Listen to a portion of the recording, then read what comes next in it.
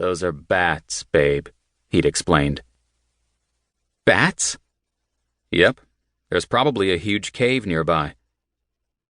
"Cool," she'd replied, trying very hard to pretend she meant it. She didn't sleep at all that night. Every flicker of shadow on the wall of the tent sent a shiver down her spine. That was nothing compared with now. She reached the spot where Trevor should have been. It was a V formation of logs, and formed a natural barrier where even she'd feel somewhat comfortable. But he wasn't there. Maybe he took another way back? Her body was half-turned when she noticed the pale leather of his hiking boot. She knelt down and picked it up.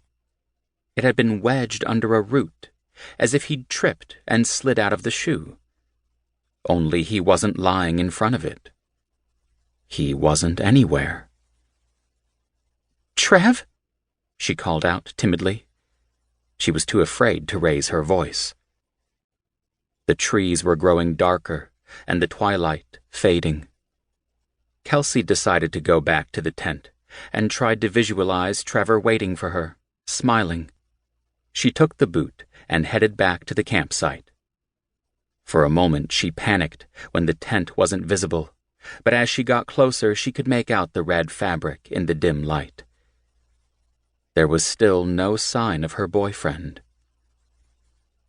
"Babe?" she called out. He'd pranked her once, and she'd denied him sex that night in retaliation.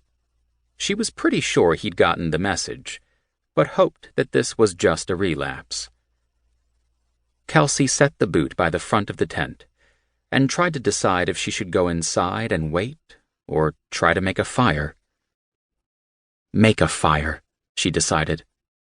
It was when she knelt down to the small circle of rocks to ignite the dry leaves that she noticed a tree stump that hadn't been there before. Half the height of a man, and as black as night, it was standing between two evergreens, in a spot she would have sworn was empty a moment ago. Her breath frozen in her lungs, she quickly looked to her left and then her right, to make certain that she wasn't mistaken. When her gaze returned to the stump, it was gone. The woods were moving. There was an explosion of motion, as if a shadow leaped out at her. The next thing she knew, she was on her back, and the frozen breath was trapped under the incredible weight of something standing on her chest. Her fingers felt thick, coarse hair, like on her mother's paintbrushes. The smell was coppery and rancid. She saw the flash of claws, but didn't understand what happened until seconds later, when she felt her warm blood drip down the cold flesh of her stomach. Trevor had told her that there were bears and mountain lions in these woods. Kelsey had no idea what attacked her.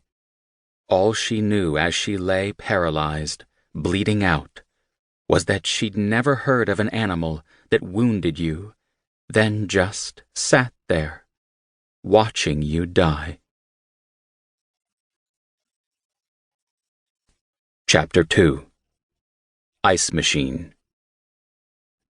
A scientific man ought to have no wishes, no affections, a mere heart of stone. Charles Darwin. Red and blue police lights splash off the chipped chrome letters spelling Ice Machine. I'm standing in front of the motel vending machines with my plastic pail in my hand, lost in thought. Where does the water for the machine come from? Is it from some local stream?